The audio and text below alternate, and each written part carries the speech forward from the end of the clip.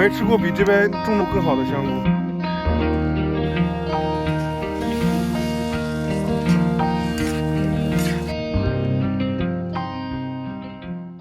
Hello， 大家好，今天是星期五，下周一就是美国的 Labor Day 劳动节，所以我们现在正期待着一个3天的小长假。今天就来带大家看看长岛的农场是什么样子的。那我们就等会儿见喽。今天的天气很好，远处的天上镶嵌着棉花一样的白云，白云很低，仿佛触手可及的样子。路上还路过了长岛最大的奥特莱斯。我问老公是不是带我来逛街的，他说不是。快到目的地的时候，路突然开阔起来，两边是一望无际的田野，我们对这次农场的旅行充满了期待。经过1个半小时的车程，终于到农场了。门口好像摆着东西，去看看是什么。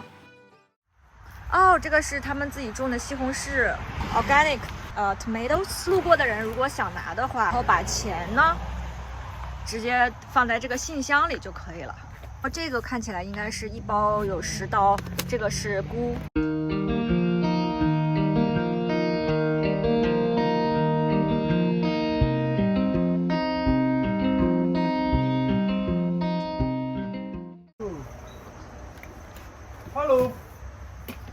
Hello， 安妮姐。没人，看来农场主还在忙着。我们先来偷窥一下他们的小厨房。哇，这么大的西葫芦，应该是刚摘的。苦瓜和西红柿。这是农场的男主人卢森兄，然后这是农场的女主人安妮姐。对呀，好久不见呢。好久不见。安妮姐还是那么年轻。没有更年轻吗？啊，没有更年轻，这个更年轻哎！你们在干活吗？没有，我带你参观一下我们新弄的厨房。好。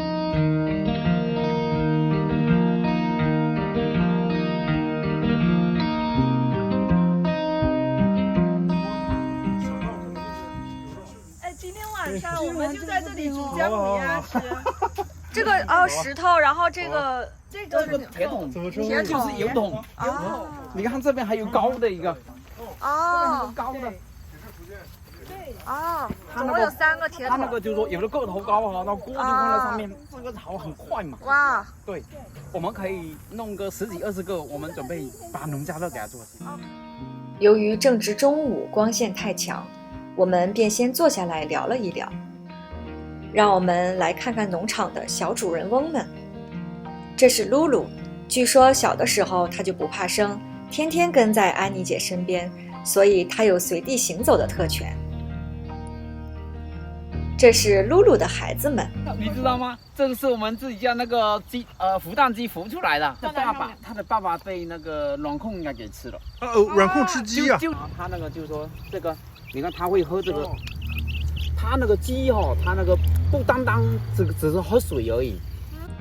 这是 Milo， 看着很是温顺，但是真的是一只会抓老鼠的猫。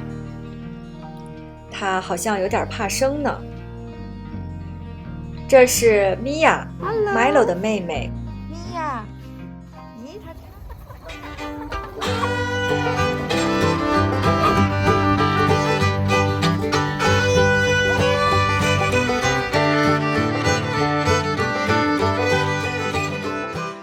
你看这一块吃光秃了，然后我们就再移过去，它就开始吃那一边。那边吃光秃了，我们就再往那边移。现在你们有几个鸡棚？我们现在有18个。哇，18个鸡棚，然后这些都是你们自己搭起来的，对吧？都是 Lucen 哇塞，自己搭起来的，厉害。那这个地就又肥沃了，是吧？又肥，你看它就在这吃喝拉撒，然后我们翻完地，差不多就是120天之后，这里就可以种菜了。90天之后就可以种瓜了。一般来讲，他们的产蛋率是70%。70%。那你们鸡蛋都能卖掉吗？现在都卖脱销了，没鸡蛋了。我们的设计就是让它比较简单的捡鸡蛋，就可以这样打开，这个筐里边就是它们下蛋的地方，然后我们就可以从外面把它的蛋捡走。那像一般你们会就是比如说如果要吃鸡的话，也是直接从这里。我们把鸡慢慢的给它分出来啊，有一些不爱下蛋的、偷懒的就成了盘中餐。鸡棚的旁边有很多梨子树，9月份正是梨子成熟的季节，要抓紧采摘，不然就被小鸟捷足先登了。看，这都是被小鸟吻过的痕迹。忘了带篮子，先用衣服兜着吧。哎，幸好你带了书包，都成了你的囊中之物了。就你们不要把它摘光了，它不摘就不行，它不摘就掉了。你看这给你，这个是最大的。好，谢谢。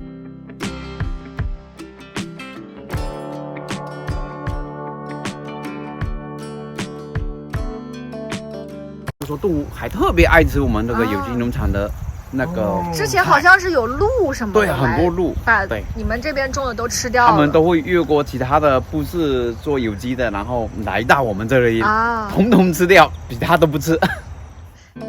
豆角含有丰富的膳食纤维、维生素。这里的豆角豆子十分饱满，豆粒丰富。我最喜欢的做法是排骨炖豆角，但是豆角一定要做熟，不然容易中毒哦。还有中国茄子，不同于美国市面上常见的圆茄子。看这个是茄子的花，对吗？对，茄子就也是紫色的花，很漂亮。栗子它都不怎么辣，它那个拿去，我一直想做，那么就说这个叫青椒炒那个肉丝啊，牛肉丝啊，哇，那个这个可好吃了。小椒牛肉丝，对，小椒牛肉丝，你看还有毛毛虫，啊，毛毛虫多可爱，大的毛毛虫。对，小红辣椒，好看哦。我觉得这个特别好玩，我觉得。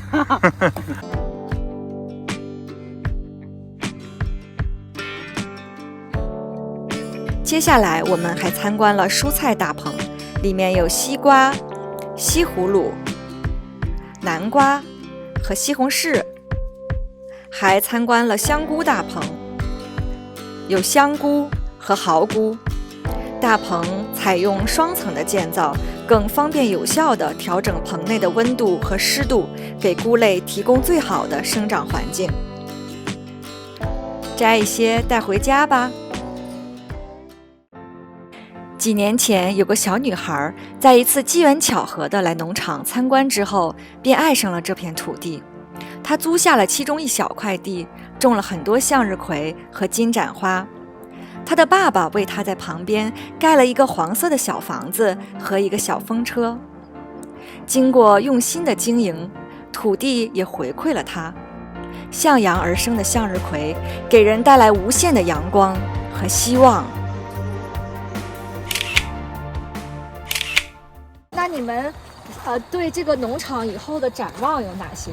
我们也刚刚弄了一个户外厨房啊，然后在这疫情期间，也可以让大家在这样户外开阔又很这种非常健康天然的这样的环境当中，自己可以采摘，然后吃吃喝喝，走走看看。然后我们农场也有2个房车，那这样的话，他们如果是个长周末啊，一家人啊，在这里劳动一天，就可以在房车里边休息一下，就是体会一下田园生活啊，带着孩子去认识一下这些植物的成长状况啊。